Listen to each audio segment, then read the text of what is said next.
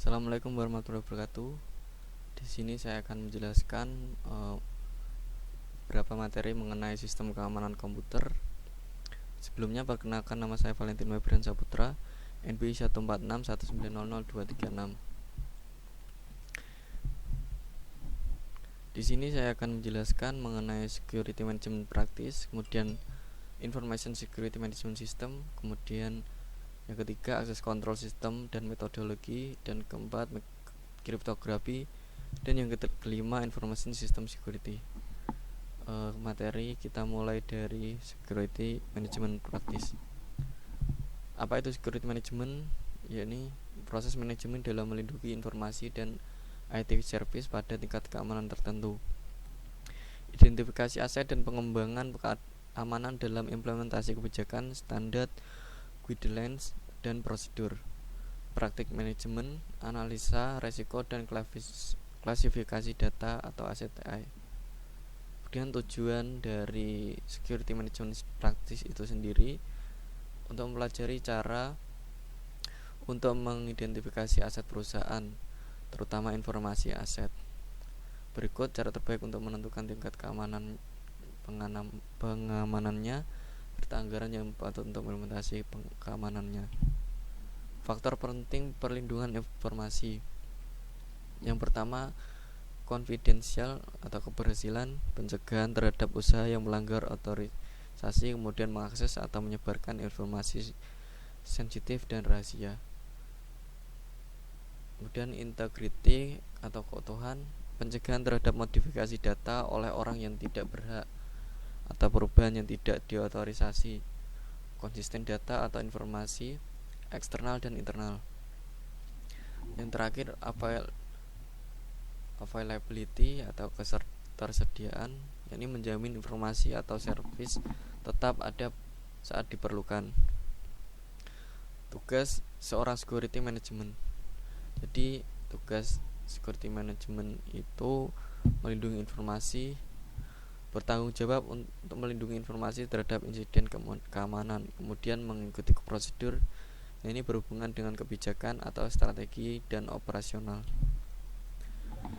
Metodologi manajemen keamanan, kebijakan corporate security, perencanaan security management, analisis resiko, kemudian kontrol dan countermeasure.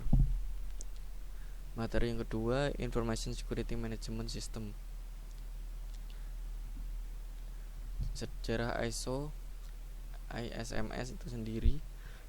Yang pertama, suatu standar keamanan yang diperuntukkan bagi institusi yang akan mengelola dan mengontrol information security. Standar manajemen informasi diperkenalkan pertama kali pada tahun 1995 oleh Institut Standar Britania (BSI). ISO 17799 standar mengenai manajemen informasi pada 1 Desember tahun 2000 merupakan suatu proses yang bertujuan untuk mengidentifikasi dan meminimalkan risiko keamanan informasi. Badan Standar Internasional ISO telah memperkenalkan standar ini dengan konsep sistem manajemen ke dalam bidang keamanan.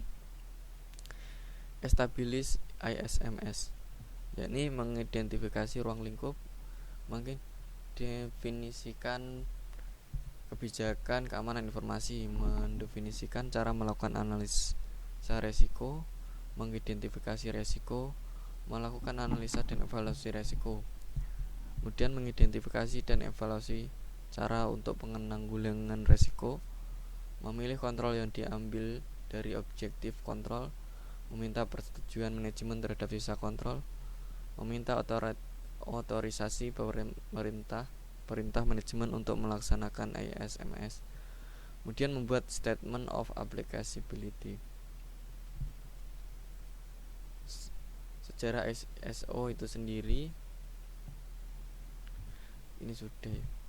Kemudian risk assessment approach, level of risk, metodenya kualitatif, kuantitatif, dan semi kuantitatif. Contoh BITS, kemudian Octave. Level of risk itu sendiri,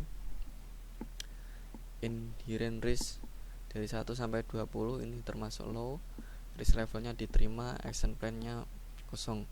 Kemudian 21 sampai 40 ini termasuk low to medium, risk levelnya diterima, action plan-nya kosong.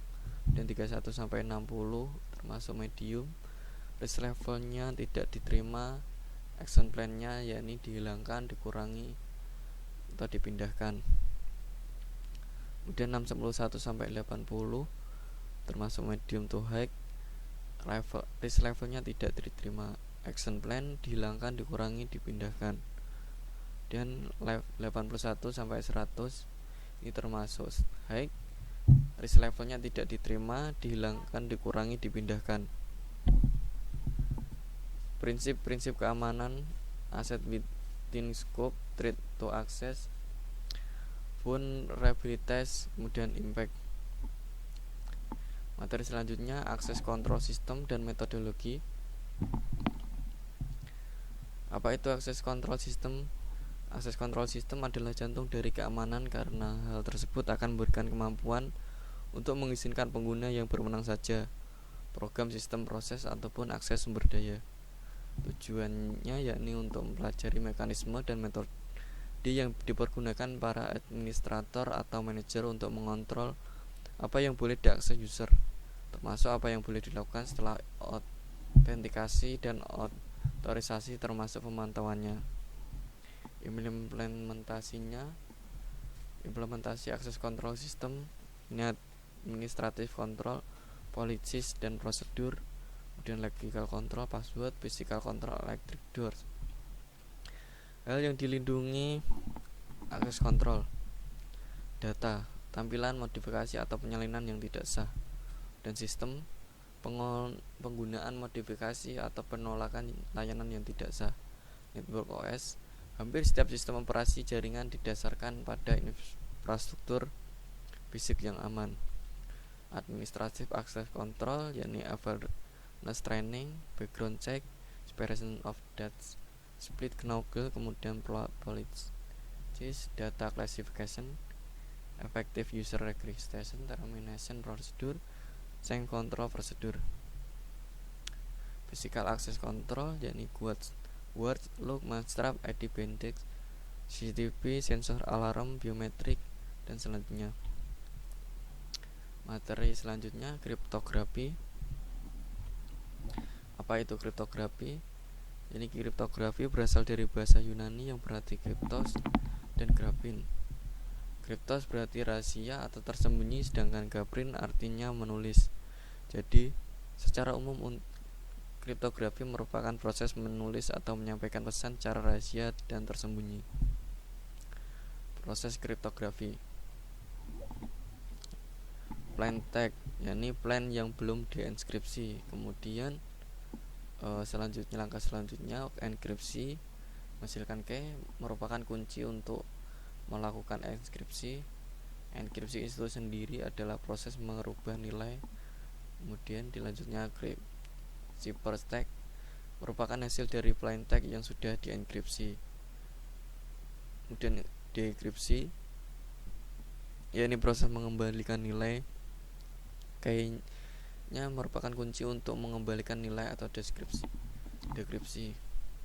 Selanjutnya balik ke plain text, teks yang belum dienkripsi. Sejarah kriptografi. Spartan Roll Atbas adalah cipher substitusi monoalfabetik digunakan untuk menginskripsi alfabet Ibrani. Menggeser alfabet pertama kali terjadi pada pemerintahan Julius Caesar. Mesin rotor yang digunakan dalam Perang Saudara Amerika Serikat ke abad 19. Dan enigma Perang Dunia Kedua. Black box, dasar untuk kriptografi.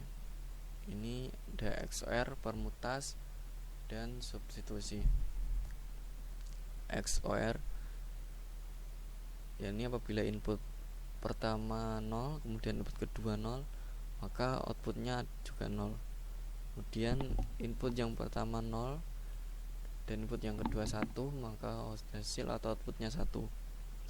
Begitupun seterusnya, input yang pertama 1, input yang kedua 0, maka outputnya 1. Apabila input yang pertama 1 dan input yang kedua 1, maka hasilnya 0. Substitusi. Jika memiliki input k bit dengan kemungkinan 2K, kita harus menentukan pasangan setiap k bit tersebut, lebarnya juga k bit. Bisa dilihat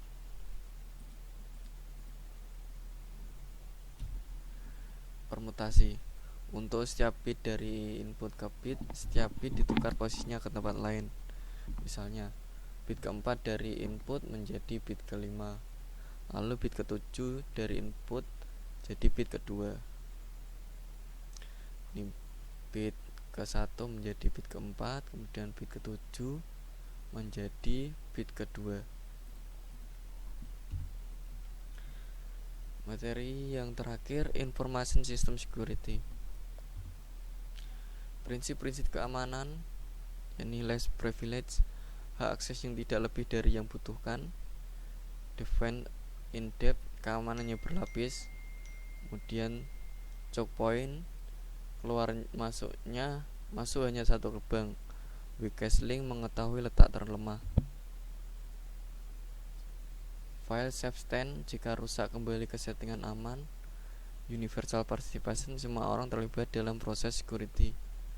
Diversity of defense, menggunakan berbagai sistem keamanan. Simplicity, tidak terlalu kompleks. Proteksi low level, yakni pengamanan yang lebih ke arah hardware, kemudian sederhana, melebar, tidak fleksibel. Contohnya read protect pada USB drive, IP restriction. Proteksi lapisan atas, lebih kompleks, bisa pada aplikasi atau sistem prosedur, lebih fleksibel dan kendali yang detail, mengakibatkan menurutnya jaminan mekanisme keamanan. Contoh, akses kontrol tabel database dan aplikasi.